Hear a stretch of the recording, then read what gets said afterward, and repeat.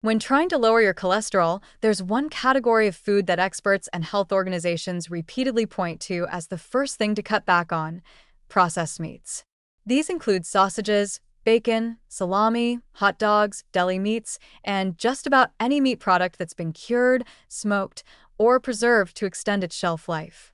At a glance, they may seem like convenient sources of protein. In reality, they are heavily tied to multiple health risks, and cholesterol is just the beginning of the problem. Let's start with what makes cholesterol such a hot topic in health circles. Despite its bad reputation, cholesterol isn't inherently harmful. Your body actually needs it. It plays a key role in building cells, producing hormones, and even synthesizing vitamin D. There are two types that really matter when it comes to your health: low-density lipoprotein, LDL, often labeled as bad cholesterol, and high-density lipoprotein, HDL, the so-called good cholesterol. When LDL cholesterol builds up in the blood, it can cling to the walls of arteries, forming plaques that narrow or block blood flow. This increases your risk of heart attacks and strokes. HDL, on the other hand, helps clear out that bad cholesterol and transports it back to the liver for processing and elimination. Now here's where processed meat comes in.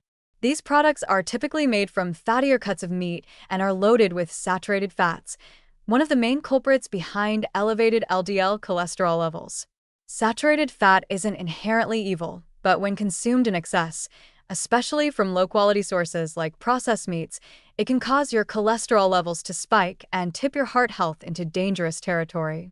What's particularly concerning is that even so-called healthier processed meats, like lean deli turkey or turkey bacon, are still significant sources of saturated fat.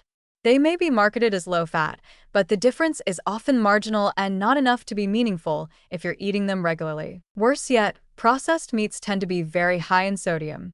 This adds another layer of risk. Sodium doesn't directly affect cholesterol, but it does raise blood pressure, and high blood pressure is another major risk factor for heart disease.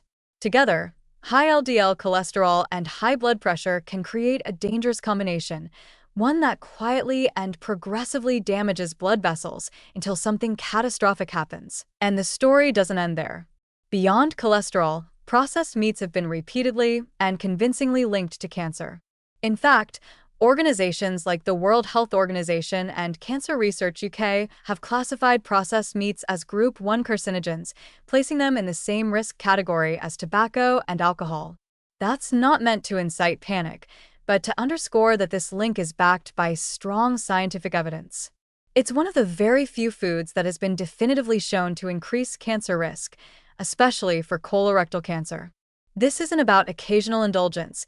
It's about regular consumption over years or decades, which can quietly set the stage for serious disease. That said, the good news is that dietary changes can make a real difference. You don't need to cut out all animal products or give up your favorite meals entirely to improve your cholesterol profile. But reducing, or better yet, eliminating processed meats is a powerful first step. It clears a significant source of saturated fat and sodium from your diet and gives your body a chance to stabilize, especially when paired with more whole foods, fiber-rich vegetables, and heart-healthy fats like those found in olive oil, nuts, and fatty fish. And perhaps most encouraging is the fact that positive dietary changes can work just as well as medication for many people.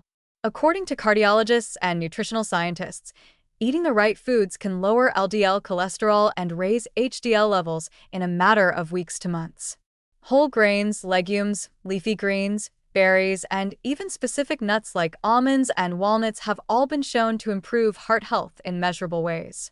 Combine that with exercise and stress reduction, and you may not need a prescription to improve your numbers, though of course, that's something to discuss with a doctor. Ultimately, cutting back on processed meats is not just about cholesterol. It's about reducing a cascade of risk factors: heart disease, hypertension, and cancer, that often go hand in hand. It's a simple, actionable change that has a ripple effect on your overall well-being. And while no one food alone will save you or ruin you, cutting out the worst offenders gives your body the space it needs to heal, stabilize, and thrive. If you're going to make just one dietary change today, this is the one worth starting with.